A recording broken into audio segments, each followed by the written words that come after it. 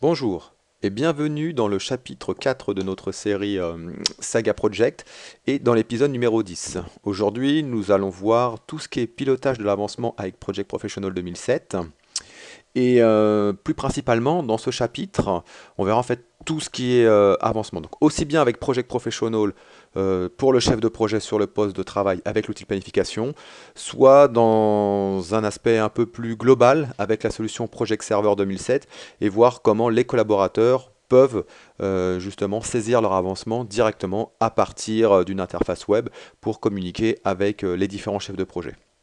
Donc aujourd'hui, on sera sur le poste de travail avec Project Professional 2007 et on va voir les différents types d'avancement, les indicateurs que l'on peut mettre en place. Donc on en a déjà vu dans les épisodes précédents, mais là on va voir comment on peut les utiliser pour les avancements et puis on va bien sûr parler de schéma critique, dérives, etc. Donc on passe tout de suite à la démonstration. Donc on reprend notre fameux projet FDS que j'ai appelé ici FDS avancement et on va commencer à travailler sur l'avancement avec notre outil de planification. Donc là l'idée c'est nous sommes un chef de projet. Nous avons donc réalisé notre planification avec Project Professional 2007. Le projet est parti et nous allons donc piloter son avancement. Alors plusieurs scénarios s'offrent à nous ici. Soit les différentes ressources nous renvoient le travail réalisé par mail, soit par des fiches de travail, soit par diverses remontées, pourquoi pas un site collaboratif type SharePoint, où les informations sont saisies par le collaborateur, ensuite synthétisées dans une fiche Excel et retransmises au chef de projet. Donc une fois que nous sommes dans l'interface ici, il y a plusieurs moyens donc, pour réaliser l'avancement.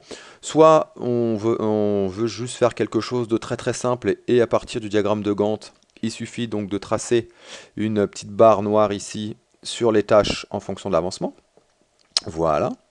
Vous pouvez aussi faire ce même avancement directement dans la table en rajoutant les colonnes pourcentage d'avancement ici, donc on va dire pourcentage achevé par exemple, où on voit effectivement l'avancement 100% pour la première tâche, 97 pour la dernière, donc sûrement que je ne suis pas allé jusqu'au bout, voilà.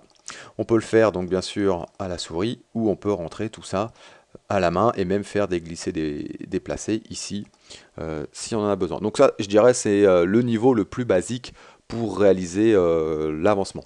Alors ce qui est intéressant sur ce champ pourcentage achevé, comme vous pouvez le voir, c'est que vous saisissez au niveau de la tâche et automatiquement c'est consolidé au niveau de la phase et puis au niveau du projet global. Donc on peut voir que notre projet FDS est à 5% d'avancement sur sa globalité et que la phase recherche préliminaire est à 43%. Et vous avez le détail en dessous. Si après vous souhaitez faire des synthèses d'avancement, il suffit donc de se mettre au niveau des phases pour agréger les différentes informations. Alors, il est aussi possible, surtout lorsque vous avez plusieurs ressources affectées sur une même tâche, c'est d'utiliser en fait la fiche de synthèse de la tâche. Alors rappelez-vous, cette fiche, elle s'obtient en double-cliquant ici en bas à droite à la jonction des deux ascenseurs. Voilà, et nous avons ici la fiche de travail. Cette fiche de travail peut être affichée sur plusieurs vues, donc sur ressources et prédécesseurs, prévision des ressources et travail de la ressource. C'est exactement ce qui nous intéresse ici. Donc ici, nous avons le résumé des ressources affectées à la tâche, avec leur taux d'affectation et le travail correspondant, éventuellement les heures supplémentaires, travail planifié, etc. Donc déjà du travail réel a été saisi dessus, vu que les 40% ont été ventilés sur l'ensemble des trois ressources sur la tâche. Donc il est tout à fait possible, donc je vais prendre une autre tâche où rien n'a été fait encore, de sélectionner la tâche et de choisir ici, voilà, on va dire que Franck Mercier a travaillé tant de temps, voilà, a travaillé 7 heures ou 8 heures, et Guitare Sèche par exemple a travaillé que 4 heures. Et on appuie sur OK. Alors cet affichage est intéressant parce que ça va me permettre d'introduire une autre notion. Souvent, on nous demande de travailler en jour. Alors comment on peut paramétrer l'affichage ici pour travailler en jour? Donc très simplement, on va donc dans le menu Outils, Options, dans l'onglet Prévision, voilà j'y suis, et ici Travail affiché en, et on va choisir Jour. Et on clique sur OK. Et l'interface maintenant va donc s'adapter dans l'unité dans laquelle on désire travailler. Donc à partir de là, on peut continuer nos avancements. Ce qui est intéressant dans cette fiche-là, c'est qu'elle nous donne tout un tas d'informations sur la tâche et en même temps sur l'affectation, notamment si on veut piloter le type de tâche et surtout les contraintes sur ces tâches, capacité fixe, durée fixe, etc., qui sont souvent des questions qui reviennent souvent, justement au niveau du support ou des conseils qu'on nous demande pour le pilotage au niveau des tâches. Donc ça, je dirais, c'est un premier niveau donc de saisie d'avancement. Ce qui peut être intéressant, surtout, c'est de combiner l'affichage, en fait, plutôt de prendre un affichage de type suivi Gantt. Voilà, ce qui nous permet de voir un peu comment évolue notre projet. Donc l'idée ici, c'est de voir donc, notre travail planifié, notre travail réel, et voir comment il évolue dans le temps. Pourquoi? Parce que, admettons ici, si je prends cette tâche-là et que j'augmente le travail restant, ça va me permettre de voir la dérive, voilà, sur le diagramme de Gantt, directement sur mon diagramme de Gantt. De voir aussi la dérive sur le chemin critique. Donc je vais me dire, ah, bah ça va impacter la fin de mon projet. Ce qui est intéressant avec la solution Project Professional 2007, c'est que la modification que j'ai faite au niveau du travail a eu des répercussions donc sur de nombreuses tâches, et les tâches qui ont été impactées sont maintenant surlignées en bleu, ou dans la couleur que vous souhaitez, c'est complètement paramétrable. Vous pouvez voir ici, d'ailleurs, que la date de fin du projet est impactée, vu qu'elle est elle aussi surlignée en bleu. Ce qui peut être intéressant à ce niveau-là, c'est de se créer un affichage et de se dire, bon bah ce que je vais faire, je vais insérer une colonne et je vais, pourquoi pas, aller chercher un indicateur de durée. Ici, donc voilà, une dérive que moi j'ai créée, donc durée 1. Donc je le rajoute ici, et là j'ai rajouté des petits indicateurs graphiques qui me permettent de mettre en évidence là où il y a des dérives sur les durées. Si vous voulez voir comment est fait cette formule, donc il suffit d'aller dans personnaliser les champs, voilà, durée, et d'afficher la formule. Donc je suis vraiment sur la durée planifiée. Si j'avais voulu faire un indicateur plus parlant en termes de chaîne d'impact, il aurait fallu faire, par exemple, un indicateur sur la date de fin et faire une différence entre date de fin planifiée et date de fin réelle. D'ailleurs, chose que l'on peut faire immédiatement. Donc on va prendre un troisième indicateur. Voilà, ici, on va le renommer. Donc, dérive date, voilà. On va aller chercher une formule, ici. Donc on va choisir un champ, mais ce coup-ci un champ de type date maintenant. Et on va prendre la date de fin planifiée. Donc voilà, on va prendre la date fin planifiée, pardon. Voilà. Et tout simplement, moins la date de fin. Ici. OK. Donc je vais dire que je souhaiterais avoir un report de ma formule et des résultats donc de mon calcul sur les phases, mais aussi sur la tâche récapitulative du projet. Et pour ce faire, alors soit je fais un report pour reporter le maximum, le minimum ou la moyenne, mais moi dans mon cas je préfère utiliser la formule existante. Je peux aussi y associer des indicateurs graphiques, chose que l'on va faire ici. Donc on va dire si c'est supérieur ou égal à 0. Donc on va mettre un indicateur vert, et si c'est strictement inférieur à 0, un indicateur rouge. Alors bien sûr, vous pouvez faire des formules beaucoup plus complexes sur plusieurs niveaux pour mettre plusieurs niveaux d'indicateurs. Alors ce qui est important ici, si vous voulez que les indicateurs remontent sur les phases et au niveau de la ligne récapitulative du projet, il faut bien penser à cocher ici les différentes cases pour justement assurer la consolidation de l'information. Voilà, et voilà. Ce qui fait que maintenant, je vais rajouter maintenant dans mon affichage mon indicateur. Voilà. Allons chercher notre indicateur. Dérive date. Voilà. Et là, on a maintenant un indicateur qui va plutôt nous donner la tendance de dérive sur l'ensemble des tâches qui sont liées, et sûrement sur le chemin critique, par rapport à la tâche où il y a eu la dérive.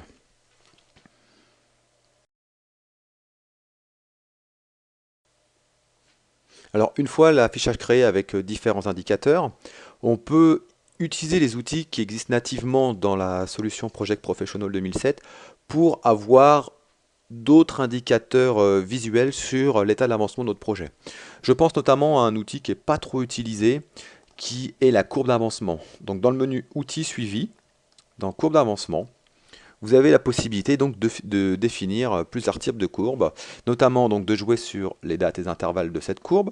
Alors ce qu'on va faire, nous, on va cliquer sur toujours afficher la courbe d'avancement courante, soit à la date d'état du projet, donc une date d'état que vous pouvez paramétrer si vous le souhaitez, ou à la date actuelle.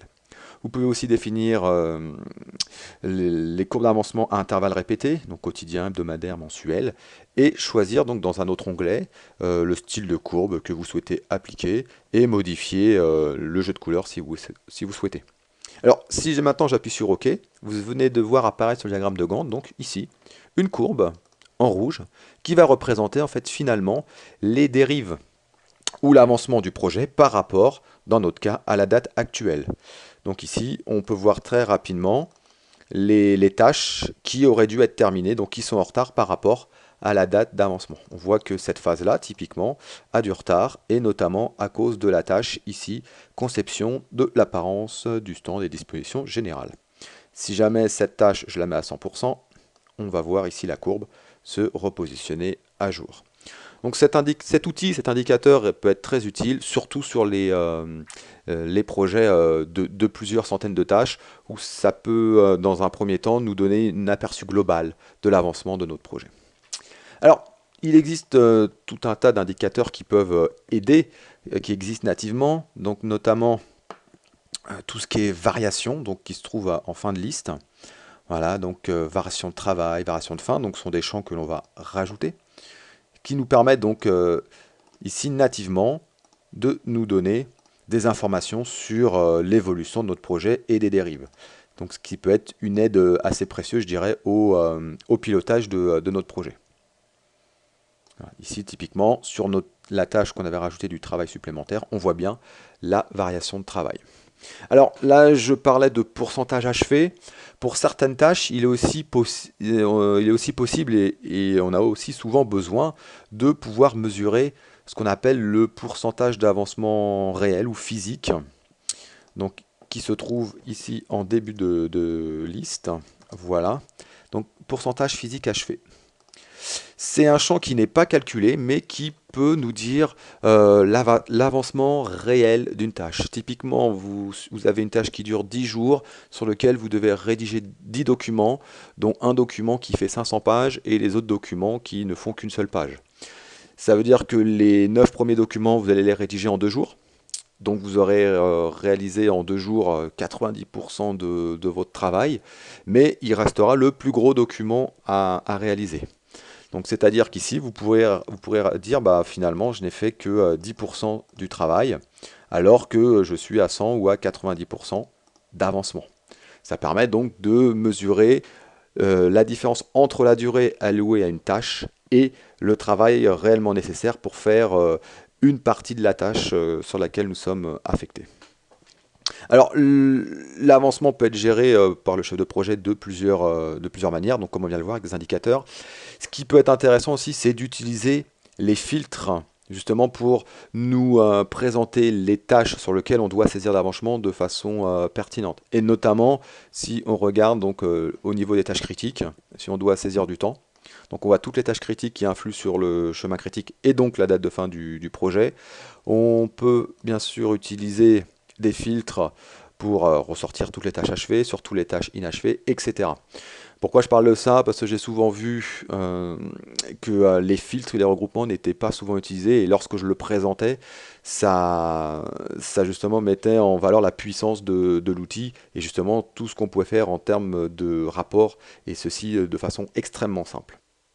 Donc une fois l'avancement saisi dans notre planification, on peut utiliser la nouvelle fonctionnalité qui est les rapports visuels afin de communiquer efficacement autour de l'avancement de notre projet.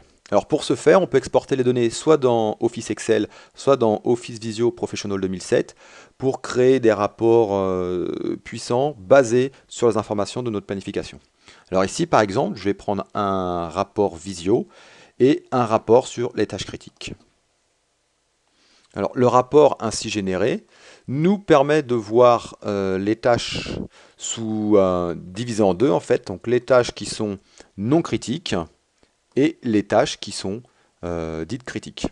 Alors déjà, ce qu'on voit sur ce graphique, c'est que les tâches non critiques, elles, ont plutôt pas mal d'avancement déjà saisis dessus, alors que les tâches critiques, ce n'est pas le cas. Si je choisis maintenant une des boîtes, ici par exemple la phase expédition, je peux descendre au niveau de la tâche pour voir le détail à la tâche près. Donc en plus, ce graphique est complètement dynamique. Donc Visio sait agréger les données et nous permet de descendre au point le plus bas, donc qu'est la tâche, pour avoir un maximum d'informations dans le rapport sur nos tâches. Bien sûr, après, ce rapport peut être sauvegardé et diffusé aux personnes qui ont besoin de l'information. Donc voilà une illustration de comment on peut piloter son projet dans Project Professional 2007 et surtout comment on peut gérer l'avancement.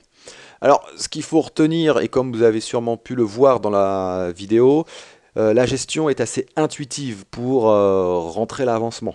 On peut soit faire des choses relativement simples directement dans le diagramme de Gantt, mettre le pourcentage d'avancement, ou se créer des entrées dans le tableau du diagramme de Gantt justement pour rajouter des colonnes comme le pourcentage achevé, pourcentage physique achevé, et on peut bien sûr aller bien au-delà en rajoutant des champs pour tout ce qui est Learn Value Management si on désire. On peut bien sûr montrer et faire des filtres ou des regroupements sur les tâches critiques pour bien suivre et piloter l'avancement sur ces tâches bien spécifiques. Et enfin, donc tous les indicateurs qui existent soit nativement comme le surlignement des cellules qui nous permettent de visionner l'impact sur notre projet, surtout quand il y a des dérives dans l'avancement, et tous les indicateurs graphiques que vous pouvez créer, dont on a vu 2-3 petits exemples dans la saga jusqu'à maintenant. Alors, dans le prochain épisode, on va toujours parler des projets en cours et de l'avancement, mais ça sera plutôt avec la solution Project Server 2007 et voir comment cette solution peut aider notamment le chef de projet ainsi que tous ses collaborateurs à saisir efficacement son activité et les renvoyer vers le ou les chefs de projet pour mise à jour de la planification et surtout consolidation et création de rapports avancés sur les projets. Donc les ressources ici s'affichent à l'écran, donc le site officiel, les blogs, les vidéos existantes et le site easier-with-project.com qui permet d'avoir d'autres démonstrations et la possibilité de se procurer Project Professional. Merci d'avoir suivi cet épisode et à bientôt.